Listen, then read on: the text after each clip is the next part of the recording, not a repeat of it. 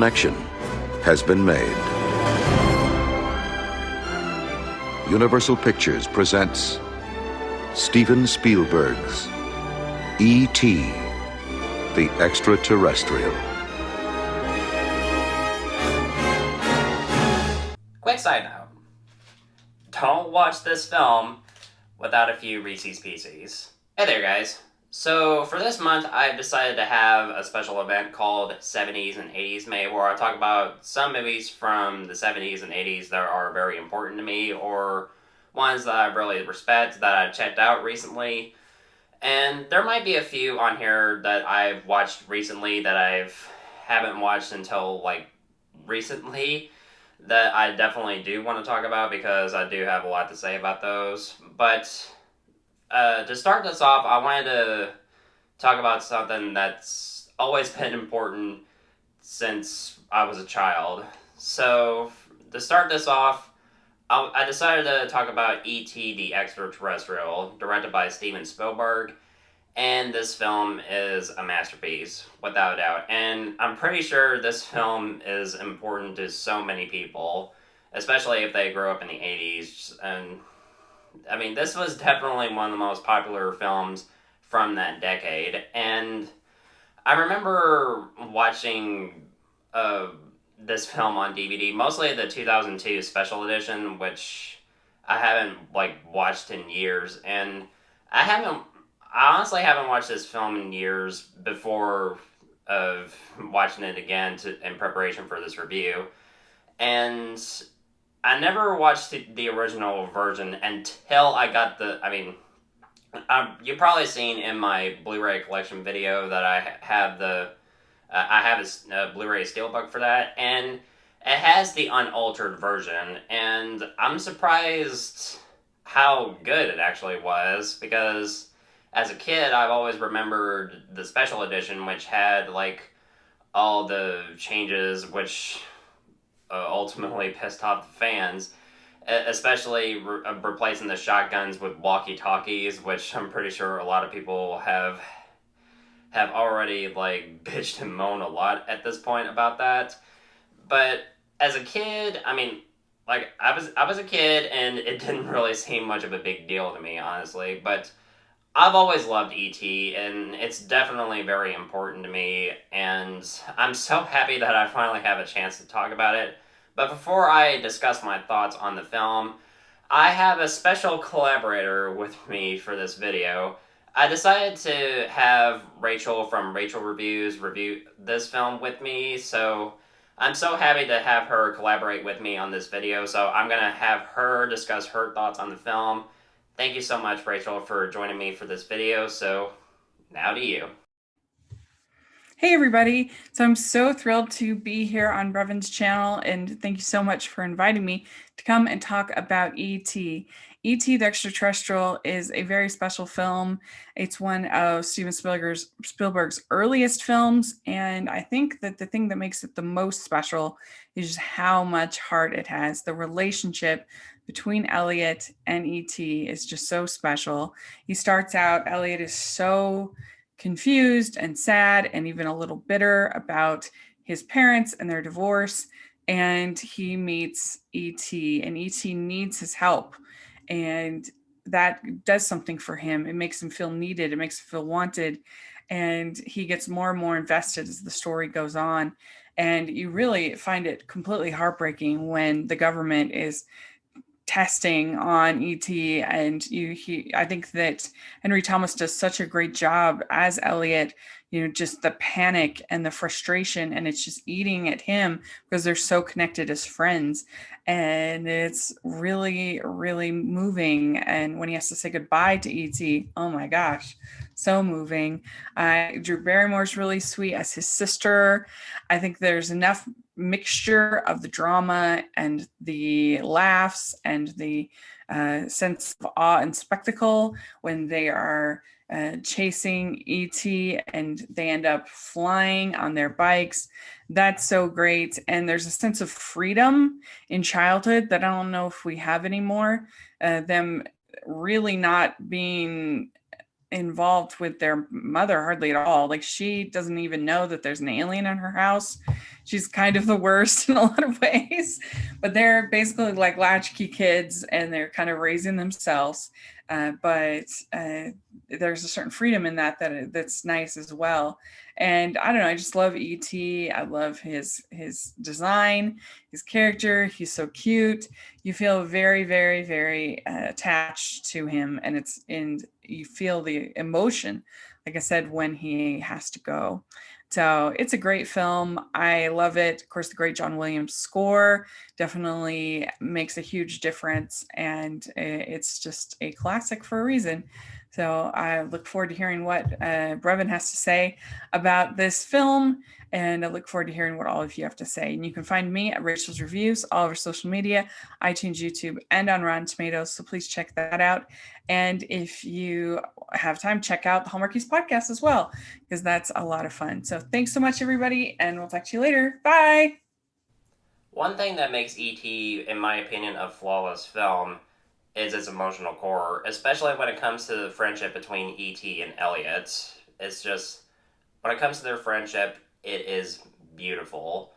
And when it comes to Elliot, in a way, this film is kind of sad in some ways, especially in like a few scenes like later in the film, which I'll get to later. There are some moments where you do feel sad for Elliot, especially after his parents recently divorced, and then when he finds E.T. and then their friendship develops.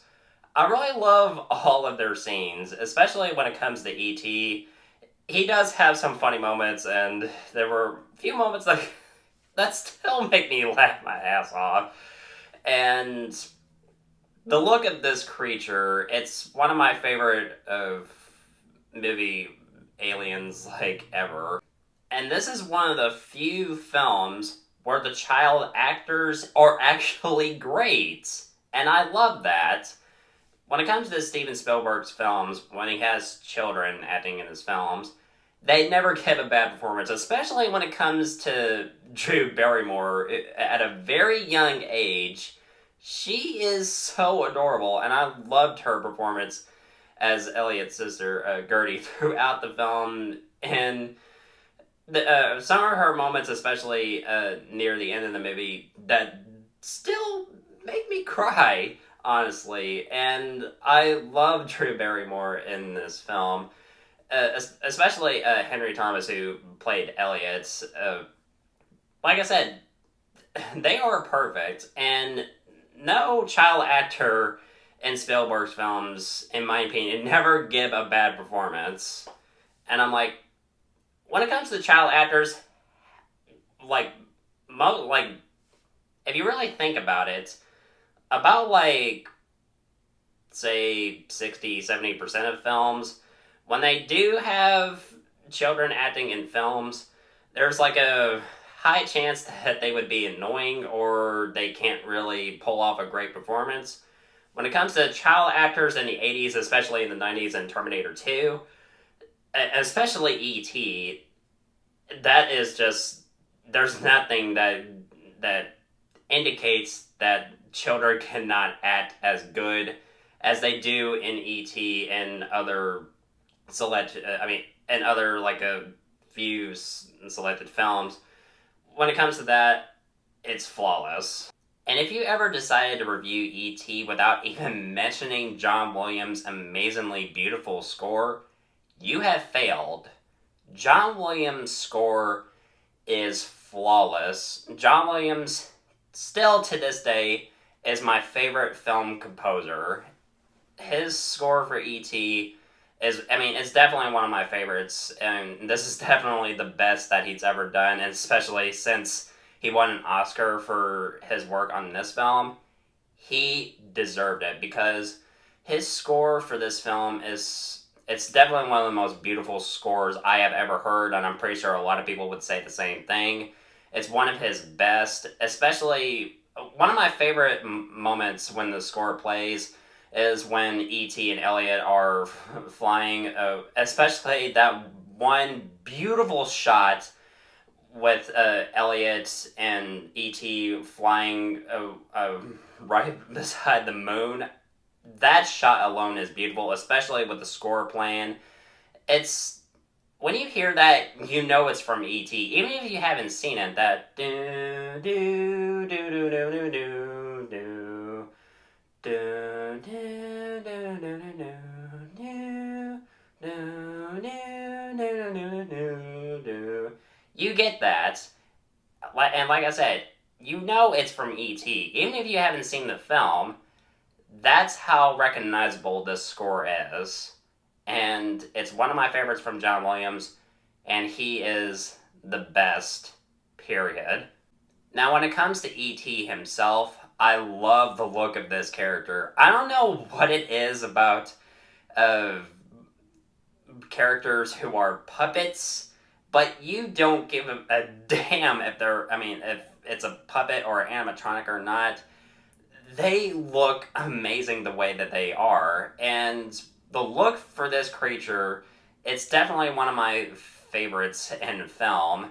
And the team who designed E.T., I just gotta give them a round of applause. And you have to do the same, because I've always loved the look of this creature. And if you watch the first few minutes of the film, they show E.T. briefly, as well as a few members of his species. And they mostly keep him in the shadows. But you can still see him, but we don't really fully see him until we're almost halfway into the film. And the thing is, he doesn't even get a line of dialogue. And he doesn't speak a word until over 50 minutes in. And every line that's spoken by him. And you just gotta love this creature. I love it. I love what they managed to do with E.T. And you do care for him, especially when you get halfway into the film, and right when the big stuff happens, which I'll get to in a minute. I'm surprised how the humor in this film really holds up, especially when it comes to moments with E.T. During Halloween when when Elliot and Mike and E.T. are just strolling by, and then they see all these trick-or-treaters. One dressed as Yoda passes by E.T. He goes for Yoda. He's like, oh, oh my god. I love that moment. I've always loved it since I was a kid. And again with the humor, when it comes to the scene with E.T. drinking a couple cans of beer, and we see Elliot at the same time at class, passing out and even burping, and this hints that they have a psychic connection, and it plays out throughout moments of the film. The film gets even more emotional halfway through, right after E.T. and Elliot use their little homemade communicator to try to contact E.T.'s race so they can bring him home. Elliot doesn't want E.T. to leave, and even suggested that he should stay with him. And like I said, he doesn't want him to leave because how deep their friendship goes. And it really makes me shed a few tears. And the moment, especially in the moment right when you see Elliot crying and you see E.T. trying to, you see E.T. just wiping his tears away with his finger. That's how deep their friendship goes. And right after Mike picks up E.T., he finds him slowly dying. And when he brings him home, and then when he shows his mom E.T., just for 1 second, I gotta mention the mom. I like how this is kind of hilarious to me in a way, that she's completely oblivious to E.T. until almost until we reach the third act of the film. And her reaction, I buy that. She's completely shocked. Well, first she thinks her reaction alone at first, it's terrific. That seriously? Until she knows that this is an actual alien life form. She's shocked, and she tells all the kids to go downstairs. And then finally the government agency, well, they don't really specify what type of branch they are, so I'm guessing this is probably like off the books or something like that. So they then come into the house and they wish to study E.T.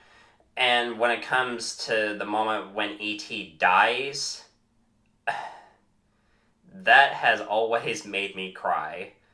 Even to this day. And I'm pretty sure a lot of people would say the same thing. And this one moment when Elliot says his final goodbyes to E.T. right after he dies and tells him that he loves him, he closes the container that E.T.'s body is in, and right after he shuts the container, he his heart glows, and he doesn't even notice that he's still alive. And right, it isn't until he sees the flowers beginning to bloom again that he quickly turns back, opens up the container, opens up the body bag, and he notices that E.T. is alive. And the look on his face, so euphoric and so happy that his alien friend is still alive, because his people are coming to get him to bring him home. It's just, that has always put a big smile on my face just to see E.T. brought back to life, and we hear E.T. phone home. That has always made me happy. Then we get the chase scene with Elliot, Mike, and his friends trying to get away from the authorities so they can get E.T. to the forest to meet up with his people.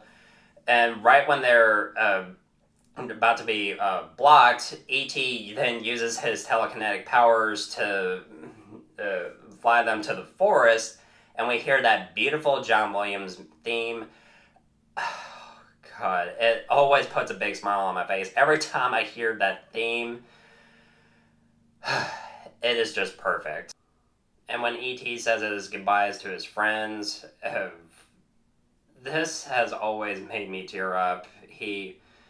We see Elliot's sister Gertie give him flowers and even kiss him goodbye. And he says his goodbyes to Mike, and then when he says his goodbyes to Elliot, he embraces Elliot and then lifts up his finger, shines it on his forehead, saying, "I'll be right here." And then when he goes to the ship, goes home, it could not have ended better than this. E.T. the Extra-Terrestrial is definitely a flawless film. When it comes to Spielberg's direction, the cast, the beautiful score by John Williams, the cinematography, the editing, nothing is wrong with this film. And it's important to a lot of people for a very good reason. It's emotional core, everything about it. It's just, I don't naturally think that there is a flaw with this film. It's just perfect. It's definitely one of those perfect films. It's one of the best from the 80s. It's one of the best films, period. And E.T. will always have a special place in my heart.